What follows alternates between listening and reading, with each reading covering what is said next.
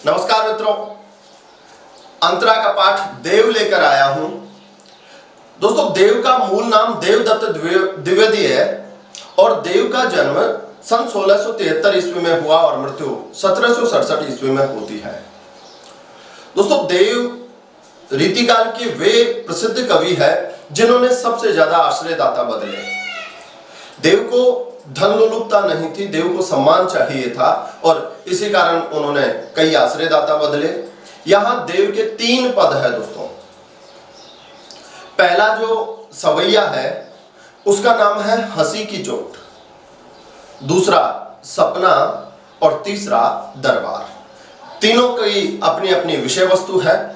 हंसी की चोट में एक नायिका, एक गोपिका, उसकी ओर श्री कृष्ण देखते हैं, देखकर मुस्कुराते हैं और मुस्कुराते ही वो गोपिका का हृदय हरण कर लेते हैं। मगर गजब आदत उस आदमी की कि दिल चुरा तो लिया मगर पलट के फिर कभी देखता ही नहीं है। उधर गोपिका उसी विरह में कि उसी भाव से, जिस भाव से मुस्कुराकर हृदय हरण किया था, उसी भाव से वो दोबारा मिले, इसी आशा में दिन रात खींचती रहती है। दोस्तों, देव ने वर्णन किया है कि कृष्ण की याद में गोपिका के शरीर से 5 तत्वों में से एक एक तत्व जाने लगा है। शरीर में जो 5 तत्व है, जल, अग्नि, वायु, आकाश और पृथ्वी, इनका कैसे देव ने समायोजन किया है शरीर में और कैसे विरह में एक एक का साथ छोड़ना बताया है। बहुत प्यारा सवैया है दोस्तों कि सांसन ही सु समीर गयो और आसन ही सब नीर गयो ढरी। तेज गयो गुण ले अपनो और भूमि गई तन की तनुता करी। देव जिए मिलबे की आसहु आकाश पास रयो भरी। जा दिन ते मुख फेर हरि हंसी हेर हियो जो हरि जो लियो हरि। उसकी याद में विरह संतप्त नायिका गोपिका बड़ी जोर से सांसें लेती है, गर्म सांसें लेती है और सांसों की गति बढ़ जाने के कारण ऐसा लगता है ये सारी सांसें शीघ्र ही इसका साथ छोड़ जाएगी। तो सांसन ही सु समीर गयो, सांसों के जरिए से तो नायिका का वायु तत्व चला गया, 5 में से 1। सांसन ही सु समीर गयो, देव का जो प्रिय अलंकार है वो यमक और अनुप्रास है दोस्तों। सांसन ही सु समीर गयो और आसन ही सब नीर गयो ढरी। दोस्तों, ढरी का अर्थ होता है बहना। किसी भी तरल चीज का फ्लो में आना, ढरकना होता है, तो आंखों से आंसुओं का बहना ढरकना है। सांसन ही सु समीर गयो, सांसों के जरिए से तो वायु तत्व चला गया और आंसू ही सब नीर गयो ढरी, और आंसुओं के माध्यम से जितना जल तत्व था वो बह गया। 5 में से 2 गए। देव कहता है तेज गयो गुण ले अपनो। उसके चेहरे पर एक जोरदार चमक रहती थी, ग्लो रहता था। मगर जिस दिन से कृष्ण ने हृदय हरण कर लिया और फिर उपेक्षित कर दिया, उस दिन से मुख पर म्लानता आ गई है, मुख मलिन रहता है, मुख पर तेज है ही नहीं। तेज गयो गुण ले अपनो। तेज किसका गुण है दोस्तों? कौन अगन से तेज है, कौन भूमि से भारी? तो अग्नि में तेज तत्व रहता है, तो तेज गयो गुण ले अपनो। अग्नि तत्व अपना गुण लेकर उसके चेहरे से जाता रहा, बड़ा फीका पड़ गया। अब वो कितनी ही लवली वाली क्रीम लगा ले, वो ग्लो आता ही नहीं है। तेज गयो गुण ले अपनो और भूमि गई तन की तनुता करी। शरीर से भूमि तत्व भी जाता रहा और जब भूमि तत्व जाता रहा तो शरीर कृशकाय हो गया। दोस्तों, सारा विरह का वर्णन है। विरह में सांसें तेज चलती है, रोती रहती है, मुख मलिन रहता है और दिन ब दिन कमजोर होती जा रही है, तनवंगी होती जा रही है। तो भार जो तत्व है वो भूमि का है और भूमि गई तन की तनुता करी। तनुता यानी दुर्बल करके, शरीर को दुर्बल करके भूमि तत्व भी जाता रहा। और दोस्तों, 4 तो चले गए, अगर 5वां भी चला जाता तो फिर तो नश्वर हो जाता। तो देव जिए मिलबे की आस हो। देव कहता है कि एक ही उम्मीद है कि कभी तो वो मिल जाएगा, कभी तो वो आ जाएगा। देव जिए मिलबे की आस, उसके दिल में, उसके हृदय में मिलन की एक आशा रूपी पास आकाश रूपक अलंकार है कि उसके पास, उसके आसपास आशा रूपी एक आकाश तत्व बचा है। दोस्तों, आकाश शून्य है और मिलन की उम्मीद भी शून्य है। कवि कहता है कि उसके पास एक वो शून्य तत्व बचा है जहां उस कृष्ण की आदत ऐसी है कि वो पलटकर नहीं आता है। इसी उम्मीद में वो जिए जा रही है। देव जिए मिलवे की आस हो कि आकाश पास रहो भरी। और ये किस दिन से हुआ है उसका हाल, जा दिन ते मुख फेर हरे हंसी। जिस दिन से उससे मुख फेर लिया, मगर मुख फेरने से पहले तो हंसते हैं उसकी ओर, और हंसकर हेरी, हेरी यानी देखना, जा दिन ते मुख फेर हंसे हरी और हेर हियो जू लियो हरी जू हरी। यहां यमक है दोस्तों, हरी जू हरी में। जिस दिन से वो श्री कृष्ण ने उसकी ओर देखा और देखकर मुस्कुराए, और मुस्कुराते ही हृदय का हरण कर लिया, और फिर मुख फेर गए, फिर मुख पलट गए और पलट कर देखा ही नहीं। उसी दिन से इस गोपिका की क्या हालत हो रही है कि आसनों कि सासन ही सो समीर गयो और आसन ही सब नीर गयो ढरी। तेज गयो गुण ले अपनो और भूमि गई तन की तनुता करी। देव जिये मिलवे की आस हो आकाश पास रहो भरी। जा दिन ते मुख फेर हरे हंसी हेर हरिजू हेर हियो हरिजू लियो हरिजू हरि। दोस्तों, हरिजू और हरिजू हरि में यमक है। इस जू को जान जाओ दोस्तों। ब्रज अवधि में कई जगह पे आपको राघोजू, प्रभोजू, श्यामजू ऐसे शब्द मिलेंगे।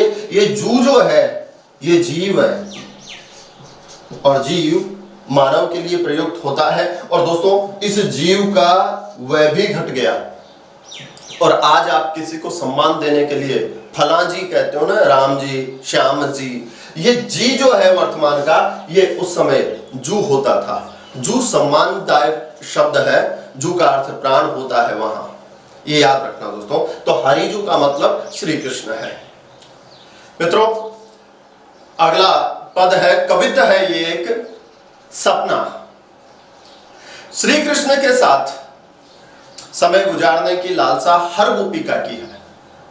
महीना सावन का हो और प्रेमी युगल का प्रिय शगुल, दोनों का एक साथ बैठकर किसी उद्यान में बातें करना, बरसात की फुहारे गिरते रहना और झूला झूलना। इसी उम्मीद में न जाने कब वो श्री कृष्ण मुझे वहां मधुवन में ले जाएंगे, मेरे साथ झूला झूलेंगे। गोपिका स्मरण करती करती कब सो जाती है उसे पता ही नहीं चलता। और अचानक दोस्तों सपने में मिलता है कि श्याम मेरा सपने में मिलता है। सपने में ही सही, वो सपने में आया और सपने में आकर उस गोपिका से कहता कि आज मेरे साथ झूलने के लिए चलती है क्या। गोपिका तो जैसे मानो तैयार ही बैठी थी, ओ चलो, और ऐसे कह के तुरंत खाट पे से खड़ी हो जाती है। और उसके बाद उसे जो कुछ अनुभूत हुआ, कवि देव ने बहुत प्यारे शब्दों में लिखा है कि सपना आ रहा है गोपी को, जैरी जैरी झीनी बूंद पारती है मानो गहरी गहरी घटा घेरी है गगन में। जहरी जहरी झीनी, अनुप्रास अभी बात हुई थी कि देव का प्रिय अलंकार है। तो जहरी जहरी झीनी बूंद, झरझर के झीनी झीनी यानी बारीक बारीक पतली पतली बूंदे, जहरी जहरी झीनी बूंदे पारती है मानो। ऐसा लगता है जैसे मानो जहरी जहरी झीनी बूंदे गिर रही है, बरसात की फुहारें गिर रही है, गोपिका वहां भीग रही है। लगी आज सावन की फिर वो शाबाश। जहरी जहरी झीनी बूंदे पारती है मानो गहरी गहरी घटा घेरी है गगन में। और बड़ी गहरी घटाएं, ऊदी घटाएं, काले रंग की घटाएं चारों तरफ से पूरे गगन मंडल को घेरे बैठी है। जहरी जहरी झीनी बूंद पारती है मानो गहरी गहरी घटा घेरी है गगन में। और आन कयो श्याम मोसो, और ऐसे वातावरण में आकर वो श्याम मुझसे कहता है, गोपिका कहती है कि आनी कयो श्याम मोसो, चलो झूले को आज मेरे साथ झूलने के लिए चलती हो क्या। और जैसे गोपिका तो तैयार ही बैठी थी, और फूली न समानी भई ऐसी हो मगन में। दोस्तों, फूली नहीं समाना मुहावरा लोकोक्ति जहां होता है, रूढ़ा लक्षणा होती है। तो फूली न समानी भाई ऐसी हो मगन में, वो प्रेम का आमंत्रण पाकर मैं तो ऐसी मगन हो गई कि फूली नहीं समाई और चाहत उठोई और उसके साथ उठकर जाना चाहा। चाहत उठोई उठ गई सो निगोड़ी नींद। बुरा हो इस निगोड़ी नींद का। गाली है दोस्तों निगोड़ी स्टोर, जिसका कोई आधार नहीं रहे खड़ा होने का, गोडों से रहित, अवय है। चाहत उठो ही उठी गई सो निगोड़ी नींद, और सोई गए भाग मेरे जानी वा जगन में। और ऐसा लगता है कि मेरे उस जागने में मेरे भाग्य सो गए। विरोधाभास है दोस्तों। अरे वही भाग्य बड़ा था कि सपने में ही सही मिल तो रहा था। सोई गए भाग मेरे जानी वा जगन में, आंख खोल देखी तो न घन है न घनश्याम है। कहां तो कैसा वातावरण था सपने में, तो चारों तरफ से बादल मंडरा रहे थे, बरसात की बूंदें गिर रही थी और श्याम सामने था। आंख खोल देखी तो न घन है और न घनश्याम है, सभंग यमक है। आंखी खोल देखी तो न घन है न घनश्याम है, हाँ मगर वो बूंदे जरूर है जो मुझे दिखाई दे रही थी। और वही छाई बूंदे मेरे बस आंसू वे दृगन में। अब वो जो बूंदे मुझे बरसात की नजर आ रही थी वो अब मेरी आंखों से बरसने लगी है। बहुत प्यारा और बेहद सरल भावों के साथ लिखा हुआ कविता है। जहरी जहरी झीनी बूंदे परती है मानो गहरी गहरी घटा घेरी है गगन में। आनी कहो श्याम मोसो चलो झूले पे को आज फूली न समानी भाई ऐसी हो मगन में। चाहत उठी ही उठी गई सो निगोड़ी नींद, सोई गए भाग मेरे जानी वा जगन में। आंख खोल देखी तो न घन है न घन श्याम, वही छाई बूंदे आंसू वे दृगन में। वह यानी होकर, दृग यानी आंख और न यानी बहुवचन, दृगन यानी आंखें। वही जो बूंदे हैं अब आंसू बनकर मेरी आंखों से बरसने लगी है। दोस्तों अगला पद है दरबार देव का।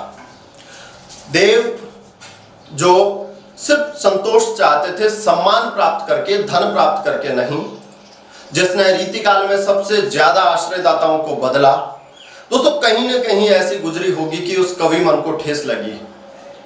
राजा, मंत्रीगण और दरबारी उसी मद में चूर रहे होंगे, मदांध थे, मद से अंधे थे और कवियों की उपेक्षा कर गए। और जब देव उस दरबार को छोड़कर आया तो उस दरबार के बारे में क्या कहा होगा उसने ये लिख दिया है। दोस्तों आज भी चाहे पहले किसी भी कलाकार का, चाहे वो संगीत से हो, चाहे वो चित्रकारिता से, चाहे वो साहित्य से, उनका सम्मान होता है, बड़े बड़े उन्हें पुरस्कारों से नवाजा जाता है। तो उस समय तो कवियों का बड़ा महत्व था, मगर कवि के सामने राजा और अन्य सभासद अहंकार में रहे, ये कवि कब बर्दाश्त कर सकता है। यहां लिखा है कि साहिब अंध मुसाहिब मूक सभा बहरी रंग रीज को माचो। क्रम से याद रखोगे, साहब मुखिया राजा, वो तो अंधा है। बात कहां की कर रहा, दरबार की कर रहा है कि साहिब अंध, मुसाहिब यानी मंत्री, मुसाहिब मूक और सभा बहरी। पहला दायित्व बनता है कि राजा देखे, न सिर्फ दरबार में रह के भेष बदल कर पूरे राज्य में भ्रमण करे और लोगों की दशा देखे, मगर साहिब अंध। साहब राजा के तो मद चढ़ा हुआ है, रीझ आसक्तियों का मद चढ़ा हुआ है और उसी में डूबा हुआ है, वो देखता ही नहीं है उचित अनुचित को। तो फिर किसका दायित्व बनता है, सभासदों का, मंत्रीगणों को, कि अगर राजा देख नहीं पाता है तो उसे कहे। साहिब अंधा है तो मंत्री तो कहे कि साहब व्यवस्थाएं बिगड़ रही है, वर्तमान परिप्रेक्ष्य में भी बहुत अच्छा है। साहिब अंध मुसाहिब मूक, मगर मंत्रीगण गूंगे हैं, राजा के सामने जुबान ही नहीं खोलते हैं, यथार्थ को बोलने की हिम्मत ही नहीं है। साहिब अंध मुसाहिब मूक। अब प्रजा में जब व्यवस्थाएं बिगड़ेगी, अव्यवस्था फैलेगी, तो प्रजा तो आकर दरबार में चिल्लाएगी ना, तो सभा बहरी, पूरी सभा आम जनों की ओर से, कवि जनों की ओर से बहरी पड़ी है। ऐसे करके जो देखने वाला राजा है वो देखता नहीं है, जो कहने वाले मंत्री है वो कहते नहीं है, और जो सुनने वाली सभा है वो सुनती नहीं है। क्या वाकई में राजा अंधा है, क्या वाकई में मंत्री गूंगे हैं और सभा बहरी है? जी नहीं। रंग रीझ को माचो, दरबार में साहित्यिक रंग नहीं है, रीझ आसक्तियों का। राजा थिरकती हुई नृत्यांगनाओं को ही देखना चाहते हैं। वाह क्या नृत्य है, ये कहना मंत्री सिर्फ उसी के लिए चाहते हैं और उसी गीत को सुनना चाहती है सभा। बस आसक्तियों में डूबी है। साहिब अंध मुसाहिब मूक सभा बहरी रंग रीज को माचो भूल्यो तहे भटक्यो घट ओ घट। वो भूल चुके हैं उस राह को, भूल्यो तहे भटक्यो घट। उनके हृदय में जो कवियों का सम्मान करने का भाव था उस राह को तो वो राजा लोग, वो मंत्री लोग, वो सभा भूल चुकी है। बूढ़े को काहू कर्म ने बाचो। उस साहित्य में, उस संगीत में, उस कला में डूब जाए, आसक्त हो जाए, ऐसा कोई कर्म उन लोगों के पास बचा ही नहीं है। साहित्य संगीत कला विहीन हो गए हैं वो। जिसे बाबा भर्तृहरि ने पशु तुल्य कहा है।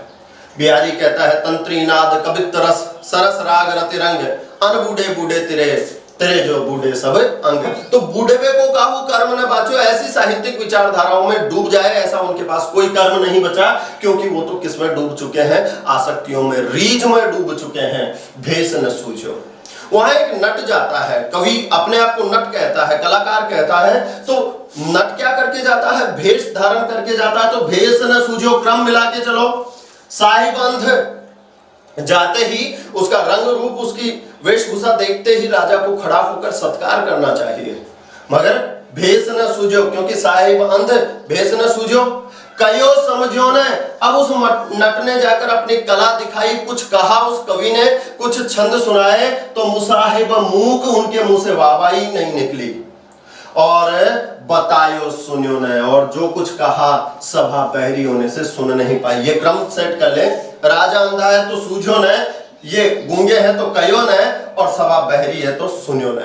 साहिब अंध मुसाहिब मूक सभा बहरी रंग रीज को माचो भूल्यो तहे भटक्यो घट ओ घट बूढ़े को काहू कर्म न बाचो।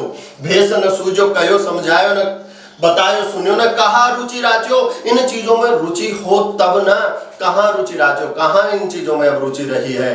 देव तहां निबरे नटकी बिगड़ी मती। देव कहता है ऐसे राजा मंत्री और सभा में जाकर अपनी कला का प्रदर्शन करना ठीक वैसे ही है जैसे कोई निर्बल नट जिसकी बिगड़ी मति, जिसकी मति मारी जाए और कमरा बंद करके सगरी निसी नाचो, और उस बंद कमरे में अकेला ही अकेला पूरी रात नाच ले। उस कमरे में भी न कोई देखने वाला है, न कोई कहने वाला, न कोई सुनने वाला। ऐसा ही वो दरबार है जहां न कोई देखने वाला है, न कोई सुनने वाला है, न कोई कहने वाला है। साहिब अंध मुसाहिब मूक सभा बहरी रंग रीज को माचो भूल्यो तहे भटक्यो घट ओव घट बूढ़े को काहू कर्म न बाचो। भेष न सूझो कयो कयो समझो न बतायो सुन्यो न कहा रुचि राचो। देव तहां निबरे नटकी बिगड़ी मती सबरी निसी नाचो, सबरी निसी नाचो। मित्रों, इसी अंतरा पाठ्य पुस्तक में कवि पद्माकर जी के 3 कवित्त लगे हैं। कवि पद्माकर जो श्रृंगार, भक्ति और वीरता की त्रिवेणी से अपने साहित्य को सराबोर रखते हैं, यहां उन्होंने कुछ एक ऋतुओं का वर्णन किया है। दोस्तों, ऋतु वर्णन के लिए यूं रीति काल में प्रसिद्ध सेनापति है। हाँ, पद्माकर की बात करें तो पद्माकर त्योहार वर्णन के लिए बड़े चर्चित माने जाते हैं।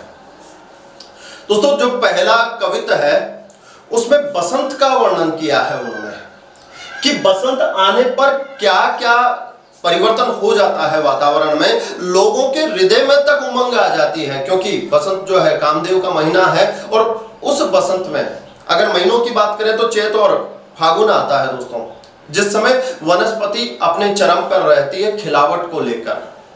यहाँ जो पहला कविता है कि ओरे भांति गुंजन में गुंजरत भीर भोर ओरे डोरे झोरन पे बोरन के बह गए कहे पद माकर सु ओरे भांति गली यानी छलिया छबेले छेल और छवि छुए गए।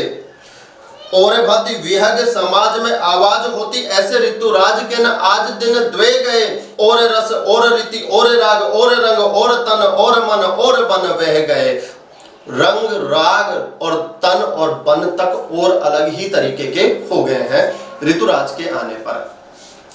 कि ओरे भांति कुंजन में गुंजरत भीर, और ही तरीके से अब तक जो ग्रीष्म ऋतु थी उसमें भंवरों की आवाज आती ही नहीं थी, मगर अब एक नए ही तरीके से गुंजन होने लगी है भीड़ की। किसकी भीड़? भंवरों की भीड़ है।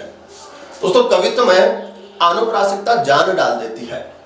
ओरे भांति कुंज, कुंज यानी लताओं का समूह है, न लगकर बहुवचन। जो लता कुंज है उनमें भंवरों की भीड़, भंवरों के समूह का जो स्वर है वो और नए ही तरीके का आ गया है। कारण कौन? ऋतुराज, बसंत। और डोर झोरन पे बोरन के बह गए। दोस्तों डोरे डल गए हैं। झोरा, झोरा जानते हैं आप, क्षत्रिय शब्द है। टहनियों को झोरा कहते हैं दोस्तों। आप लोगों के गांव में नीम की टहनियों को झोरा बोलते होंगे, बोलते हैं ना? हाँ, मेरे बोलते हैं, उम्मीद है आपके भी बोलते होंगे। एक आध लोग समर्थन दे देना, वरना लगेगा कि डोर और डोर झोरन पे बोर के बह गए। दोस्तों बोर आना संस्कृत में मंजरी कहते हैं, जिसे बगर कहते हो आप, निमझर कहते हो, खींचड़ चींचड़ कि और ही तरीके से तो लता कुंजों में भंवरों की भीड़ गुनगुना रही है, तो और ही तरीके से उन झूरों पर, उन टहनियों पर बोर, बगर आ गए हैं, मंजरी आ गए हैं, निमझर आ गए हैं। कहे पद माकर सु और भांत गली, यानी गलियों के रंग रूप बदल गए हैं। क्यों? क्योंकि जो शाबाश ग्रामीण प्रेमी है वो नायिका की गली में चक्कर लगाने लगे हैं। मदन महीप जो को बालक बसंत ताही प्रातः ही जगावत गुलाब चटकारी दे। ये ऋतुराज जो है ये किसका महीना माना जाता है? ये मदन, ये कामदेव का महीना माना जाता है। तो कहे पद्माकर और भांति गली, यानी गलियों की रंगत बदल गई। क्यों? क्योंकि छलिया छबेले छल और छवि छे गए। जो छलिया है, छलने वाला, नायक के लिए विशेषण आता है। ओरे छलिया, छबीले, छवि वाला, सौंदर्य युक्त, छेल बांका। जो छेल छबीला वो नायक है, उसका छवि, उसके सौंदर्य में कामदेव जो है उसके चेहरे पर झलकने लगे हैं, उसका सौंदर्य और भी बढ़ गया है। और फिर वो गलियों में, नायिका की गली में चक्कर लगाता है, इसलिए गलियों का सौंदर्य भी बढ़ गया है। और भांति विहग समाज में आवाज होती, और दिनों में पक्षी के रूप में कौवे आदि बोलते होंगे, कबूतर, फाख्ता बोलते होंगे, मगर अब और ही तरीके के पक्षी बोलने लगे हैं। कोयल, पपीहा, तोते, मोर। तो और ही नए ही तरीके से विहंग समाज, पक्षियों के समाज की आवाज हो रही है। ऐसे ऋतुराज के न आज दिन द्वे गए, और ऋतुराज को आए अभी तो 2 दिन भी नहीं हुए हैं कि उसको 2 दिन में आते ही पूरा माहौल बदल गया है। और रस और रीति और राग और रंग, रस अलग ही तरीके का हो गया है, रीति अलग ही तरीके की हो गई है, रंग और राग भी अलग ही तरीके के हो गए हैं। यहां तक कि और तन और मन और बन बह गए। तन और मन के साथ साथ प्रकृति, वन, उनका भी रंग रूप बदल गया है। बहुत प्यारा कविता है, आप 2 एक बार दोहराओगे तो आपको याद हो जाएगा कि और भांति कुंजन में गुंजरत भीर भोर, और डोर छोरन पे बोरन के बह गए। कहे पद्माकर सु ओरो भांति गलियान में छलिए छबीले छेले छवि छुए गए। और भांति विहग समाज में आवाज होती, ऐसे ऋतुराज के न आज दिन द्वे गए। और रस और रीति और राग और रंग और तन और मन और बन बह गए। रंग रूप राग बन सब बसंत के कारण परिवर्तित हो गए हैं। पद्माकर का अगला जो कविता है दोस्तों, वो होली के माहौल को लेकर है। फाल्गुन का वर्णन है उसमें, और फाल्गुन वही बसंत के ऋतु के तहत आने वाला एक महीना है, जिसकी वजह से रंगों से सराबोर माहौल है और मादकता सब पर छाई हुई है। कवि कहता है कि गोकुल के कुल के गली के गोप गाँव के, जो लगी कछु को कछु भाकत कछु कहे नाही। कहे पद्माकर पड़ोस पिछवारन के, द्वारन के दोरी गुण ओगन गने नहीं। तो लो चलित चतुर सहेली याही कहूँ नीके के निचोरे ताही करत मने नहीं। हो तो श्याम रंग में चुराई चित्त चोरा चोरी, बोरत तो बोर्यो पर निचोरत बन्यो नहीं। माहौल है फाल्गुन का, और फाल्गुन में कि गोकुल के कुल, यमक अलंकार है सभंग, कि समस्त जो गोकुल है, गोकुल के कुल के गली के गोप गाँव में, वहां गोकुल के समस्त गोप परिवार के जितने भी लोग हैं वो गलियों में और गाँवन में, ये गांव और गांव का बहुवचन गाँवन में, गोकुल के आसपास की गलियों में और गांवों में देखो समस्त लोग, जो लगी कछु कछु को भाकत भने नहीं। जो होली पर कोई किसी को कुछ कह रहा है, कुछ का कुछ ही कह रहा है, भने नहीं, उसका वर्णन ही नहीं किया जा सकता। होली के माहौल में जो जिसे मिल रहा है उससे एक दूसरे से आपस में कुछ का कुछ ही कह रहे हैं, होली की मादकता मस्ती होने के कारण, और उसका कोई वर्णन किया नहीं जा सकता। कहे पद्माकर, ये दृश्य कहाँ है? पड़ोस पिछवाड़न के, पड़ोस में, घर के पिछवाड़े में, बाड़े में। द्वार के दोरी गुण ओगन गने नहीं, यहां तक कि द्वार पर भी दौड़ दौड़ के लोगों को पकड़कर रंग लगाने की चेष्टा की जा रही है, युवतियों को रंग लगाने की चेष्टा की जा रही है। गुण ओगन गणे नहीं, और इसमें गुण और अवगुण देखा तक नहीं जा रहा है। तो लो चली चतुर सहेली याही कहो को। ऐसे में नायिका की चतुर सहेली कहती है कि एरी सहेली चल, हम भी किसी को रंग लगाते हैं। नीके के निचोड़ता ही करत मने नहीं, अच्छी तरीके से निचोड़ के रंग लगा के आएंगे, और इसके लिए मना नहीं करते हैं। सखी चल, और सखी किसके रंग में कैसे डूब चुकी है, वो कहती है कि हो तो श्याम रंग में चुराई चित। एरी सखी, मैं तो उस सांवरे के रंग में अपना चित चुरवा चुकी हूं, चोरा चोरी चित वो मेरा ले गया चोरी चोरी से, और बोरत तो बोरे, उस रंग में डूबते तो डूब गई, और अब निचोरत बने नहीं। अब उस रंग को जितना निचोड़ती जाती हूँ, उस रंग में मैं तो ऐसी हो गई हूँ। श्याम पिया मोरी रंग दे चुनरिया, बहुत प्यारा पद है दोस्तों।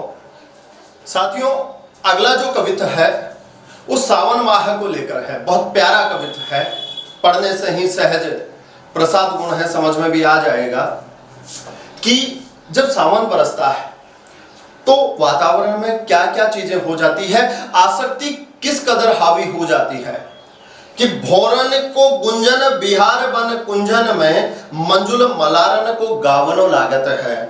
कहे पदमाकर गुमाना होते, माना होते, प्राण होते, मन भावन लागत है। मोरन के सोर घन घोर चहु ओरन, हिंडोरन को वृंद छवि छावन लागत है। नेह सर सावन में मेह बर सावन में, सावन में झूले वो सुहानो लागत है।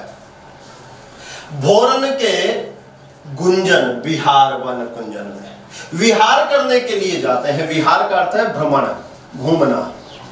कहां पर? वन और कुंजों में।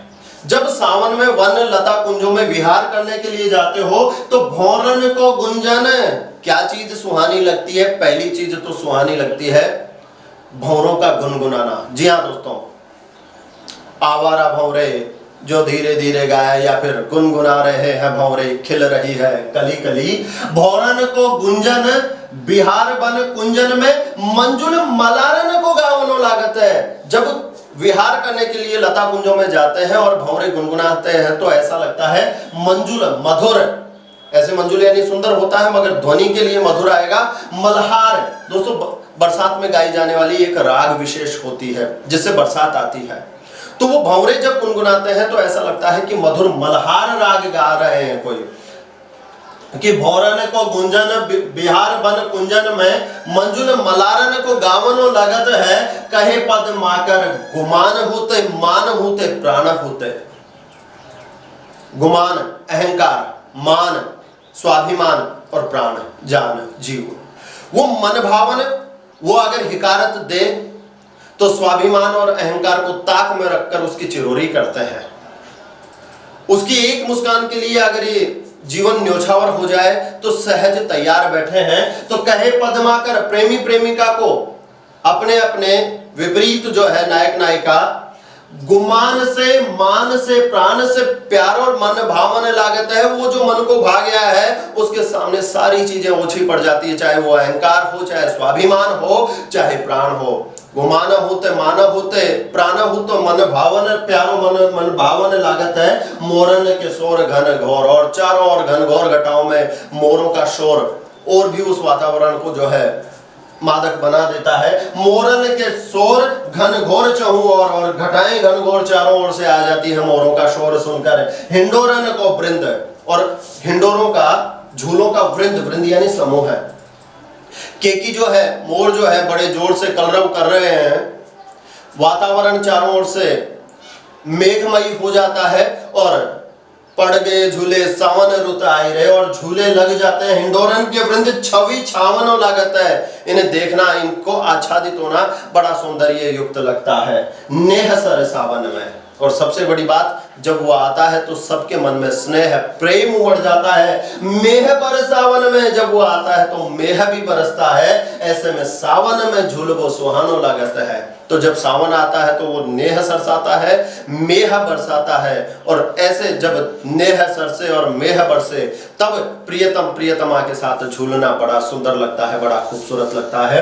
कि भौरन को गुंजन बिहार बन कुंजन में, मंजुल मलारन को गावनो लगत है। कहे पद मागर गुमान होते माना होते प्राण होते, प्यारो मन भावन लगत है। मोरन के सोर घन घोर चहु और, हिंडोरन के वृंद छवि छावनो लगत है। नेह सर सावन में मेह बर, सावन में झूलबो सुहानो लागत है, सावन में झूलबो सुहानो लागत है। धन्यवाद साथियों।